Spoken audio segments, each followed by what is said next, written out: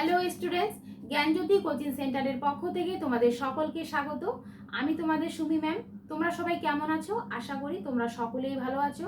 আজকে আবার চলে এলাম আরেকটি নতুন ভিডিও নিয়ে। তবে আজকের আলোচনায় যাওয়ার আগে তোমাদের আমি আরও একবার জানিয়ে দিই, তোমরা যারা অফলাইন কোর্স সম্পর্কে কোনো রকম কোনো প্রশ্ন জিজ্ঞাসা থাকে, তাহলে তোমরা অবশ্যই জ্ঞানজ্যোতি কোচিং সেন্টারের দুটো হেল্পলাইন নম্বর আছে, তার মধ্যে যে কোনো একটিতে কল করে সমস্ত রকম বিষয় জেনে নিতে পারো। নম্বর দুটি হলো, প্রথমটি হলো 6295916282, দ্বিতীয়টি হলো 7076398606।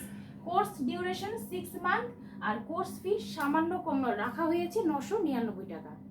তাহলে চলো এবার আমরা চলে যাব আজকে বিষয়ে। আজ আমরা যে বিষয়টি নিয়ে আলোচনা করব সেটি হলো মধ্যযুগের সাহিত্য থেকে শাক্ত পদাবলিতে অষ্টাদশ শতাব্দীর অবক্ষয়িত নৈরাশ্য পীড়িত হতাশাদীর্ণ সমাজের যে চিত্র অঙ্কিত হয়েছে তা নিয়ে আলোচনা।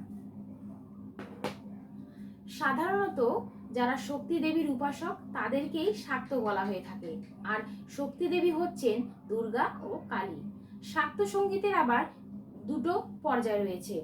প্রথমটি হলো দুর্গা তথা উমাকে অবলম্বন করে লেখা বাল্যলীলা, আগমনী ও বিজয়া। দ্বিতীয়টি হলো কালীকে অবলম্বন করে লেখা ভক্তের আকুতি। জাহ্নবী কুমার চক্রবর্তী নামে একজন অধ্যাপক বলেছেন, জন্ম মৃত্যু শাসিত নশ্বর জীবনের পক্ষে ভক্তি মুক্তির জন্য আক্ষেপী ভক্তের আকুতি নামাঙ্কিত পদের বিশিষ্টতা।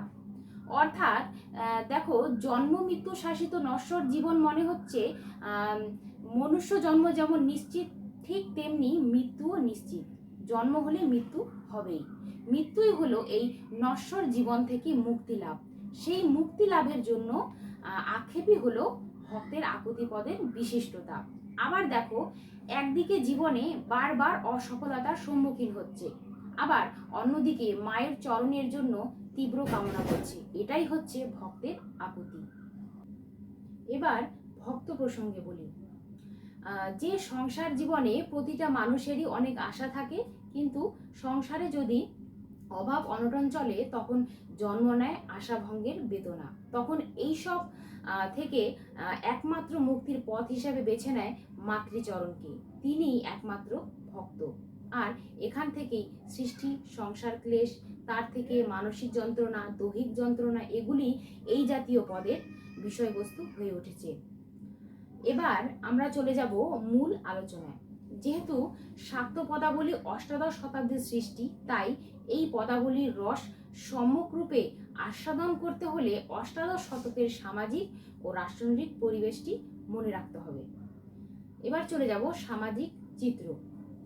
শাক্ত পদাবলী যে সময় রচিত হয়েছিল সে সময়ে হিন্দু সমাজে অনেক কঠোর বিধিনিষেধের অধীন ছিল। সে সময় বৃদ্ধ, বিত্তহীন, ভবঘুরে বা বাউন্ডুলে ছেলের সাথে মেয়েদের বিয়ে দেওয়া হতো, যার জন্য অনেক মা বাবাকে সারা বছর চোখের জল ফেলতে হয়েছে। স্বামীর অনুমতি ছাড়া কিছুক্ষণের জন্য পিতৃগৃহে যেতে পারত না। আগমনী ও বিজয়ার গানে সে যুগের সামাজিক চিত্রই কিন্তু প্রতিফলিত হয়েছে। এবার চলে যাব রাষ্ট্রনৈতিক বিপর্যয়। অষ্টাদশ শতাব্দী ছিল রাষ্ট্রনৈতিক বিপর্যয়, অরাজকতা ও অর্থনৈতিক দুর্গতির যুগ। সেই সময় জমিদার ও পেয়াদার অত্যাচারে সাধারণ মানুষের জীবন অতিষ্ঠ হয়ে উঠেছিল। তারপর বর্গির হাঙ্গামা বাংলার পল্লী জীবনকে ভীত সন্ত্রস্ত করে তুলেছিল।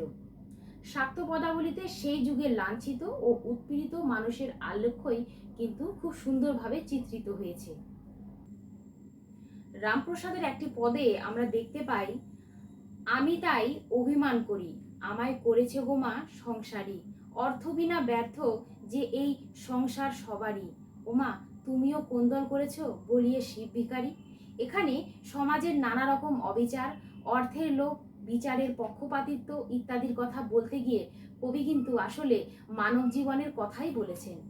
আবার দেখো, সমাজের বৃথা পারিশ্রমিকের বেগার ও দিনমজুরির পরিচয় পাই রামপ্রসাদের পদে। দেখো, মলেম ভূতের বেগার খেটে আমার কিছু সম্বল নাইকো গেটে, নিজে হই সংসারী মুটে, মিছে করি বেগার খেটে, আমি দিনমজুরি নৃত্য করি, পঞ্চভূতে খায় গো বেটে।